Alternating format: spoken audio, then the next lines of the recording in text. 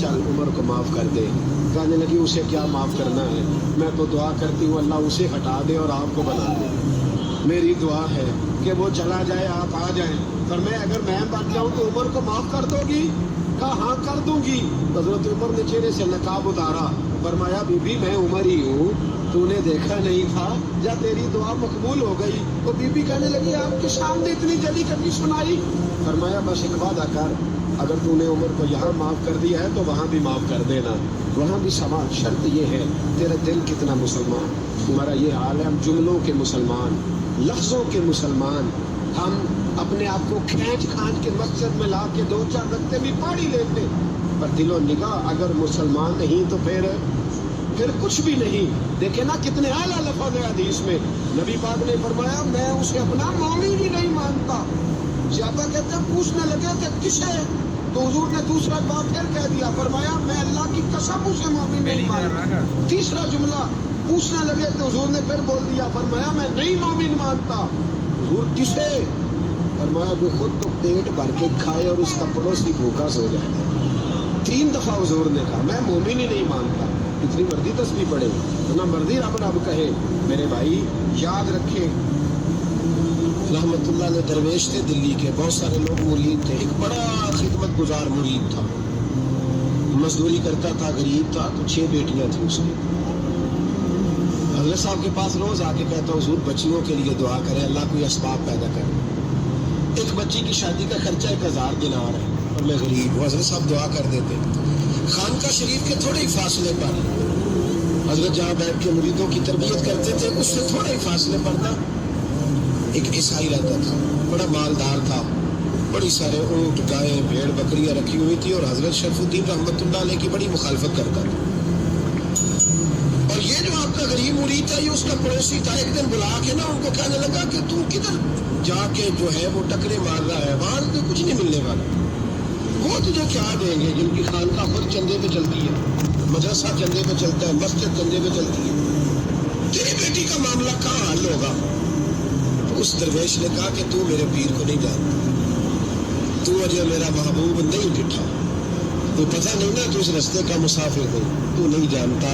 उनका बस चले ना तो वो हर कीमत में मेरी बेटियों की शादी करा दे। अब वो ईसाई था, कहने लगा अच्छा चलो ठीक है, अगर इतनी बात है ना तो जाओ उनसे जाके कह दो कि 6 साल के लिए मेरे साथ मुआहदा कर लें, तो मेरे जानवरों को चारा डाल दिया करें, 6 साल ड्यूटी करें, मैं 6000 दिनार दे देता हूँ। तो मेरे साथ 6 साल मेरे जानवरों को चारा डालने रखते हैं ना, अब चारा डालने के लिए एडवांस पैसे देंगे। अब तो लोग उन्हें भी गुलाम ही बना लेते हैं, बड़ी थोड़ी तनख्वाह देते हैं, जुल्म करते हैं, पूरा मुआवजा नहीं देते। हजरत शेख शरफुद्दीन के बारे में वो कहने लगा कि अपने पीर से जाके कह कि मेरे जानवरों को 6 साल चारा डाले, मैं 6000 दे देता हूँ, तू जो कहता है हर कीमत पे जाने को तैयार है। उसने जब ये बात की तो मुरीद ने नाराज हो गया, वो लड़ाई हो गई, गिरबान पकड़ लिया, झगड़ा हुआ, बात बड़ी दूर गई। इस तरह की बात करता है मेरे हजरत के बारे में, तेरे जैसे कहीं मैं वहाँ काम पे रखा दूँ। जब बड़ी बहस हुई, बात मोहल्ले में इलाके में फैल गई, दुनिया ने सुन ली, तो शेख शरफुद्दीन तक भी पहुँच गई। इस तरह झगड़ा हुआ, लोग सो गए इशा की नमाज के बाद। हजरत साहब ने ना सर पे कपड़ा लिया, उस ईसाई के दरवाजे पे दस्तक, वो बाहर आया, फरमाने लगे लोग तो सोच समझ के मुलाजम रखते हैं, तूने भी तो सोच ही लिया होगा, तभी तो मुझे ऑफर की है। तू अपनी ऑफर पे कायम है, वाकई मुझे रख लेगा और 6000 दिनार दे देगा? कहने लगा जा बाबा काम कर अपना। फरमाया नहीं, तूने इतने लोगों में बात की, इतनी बहस हुई, तो कायम है? कहने लगा मैं तो कायम हूँ, पर आपने नहीं कायम रहना।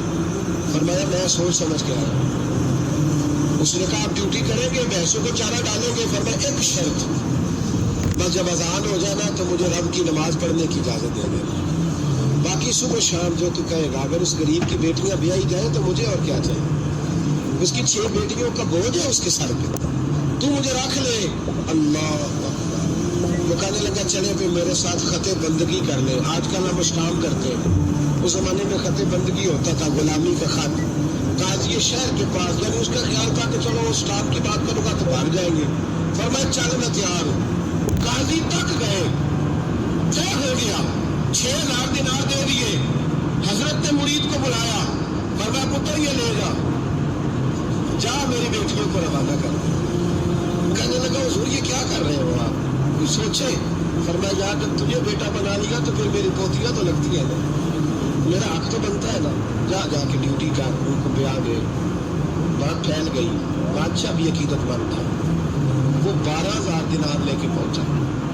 क्या बताऊं इन रब के बंदों का दिल कैसा होता है, क्या दर्द होता है, क्या रंग। 12,000 दिनार लेके बादशाह आया और आगे हजरत को पेश किए कि हुजूर आप दे इस ईसाई को डबल दे और जाए काम करें। आप फरमाने लगे तू पैसे दे, शर्तें ना लगाओ, मेरा जहां दिल करेगा मैं खर्च करूंगा, मुझे तो मजा ही अब आने लगा है।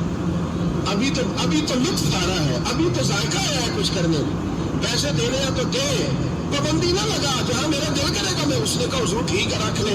हजरत ने फजर मस्जिद में पढ़ी, जेब में 12,000 दिनार थे, ऐलान फरमाया भी किसी और की बेटी भी बैठी है तो पैसे मेरे पास है। वो 12,000 दिनार भी बांट दिया और 12,000 दिनार बांट के ने तो फिर चले गए खेत में चारा काटने।